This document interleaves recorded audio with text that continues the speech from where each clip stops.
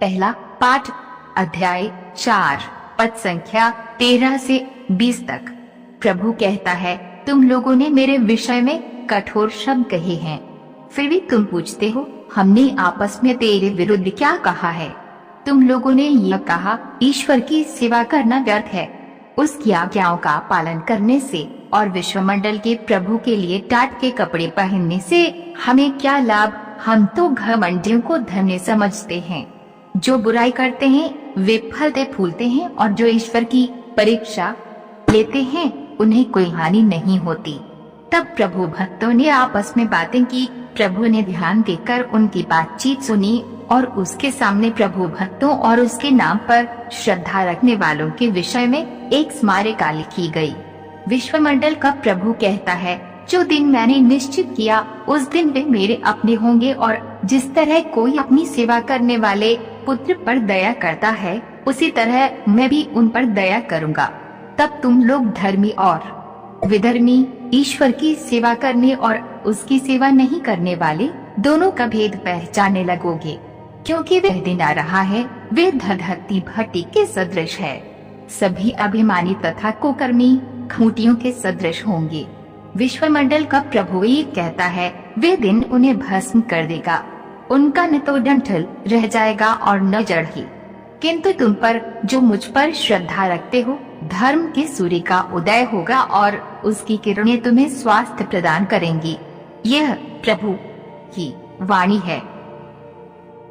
सुसमाचार संत लूकस अध्याय 11 पद संख्या 5 से 13 तक।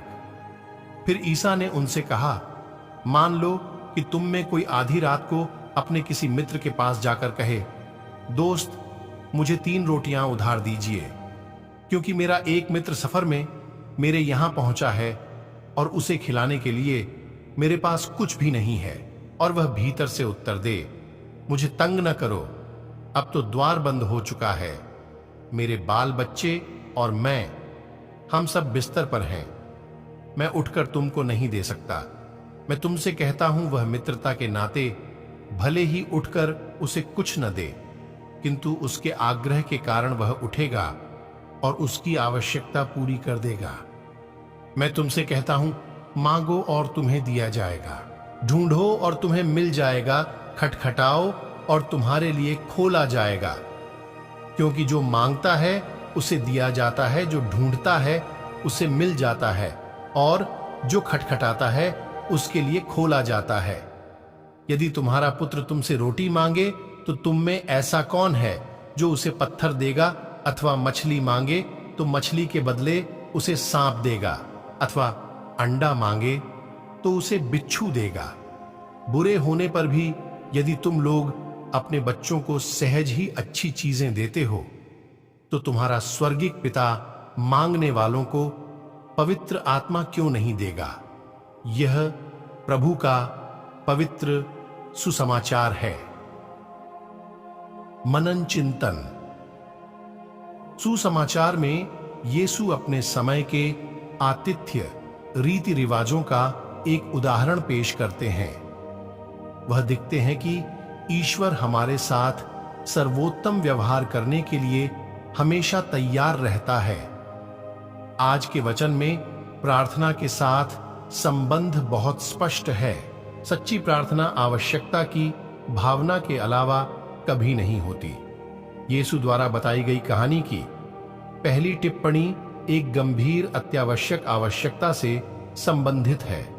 यहाँ एक मित्र है जो आधी रात को आता और दूसरे मित्र के लिए रोटी मांगता है, जो अप्रत्याशित रूप से यात्रा से आया है, और उसके पास उसे देने के लिए घर में कुछ भी नहीं है।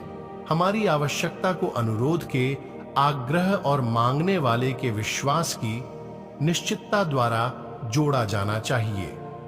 मांगने वाले को यह विश्वास होना है कि उसकी आवश्यकताएं अनुचित क्षणों में भी पूरी हो जाएंगी। प्रार्थना यदि प्रामाणिक हो तो पड़ोसी के प्रति ईश्वर के साथ मित्रता का रिश्ता खोलती है और हमें मिशन कार्य की ओर प्रेरित करती है।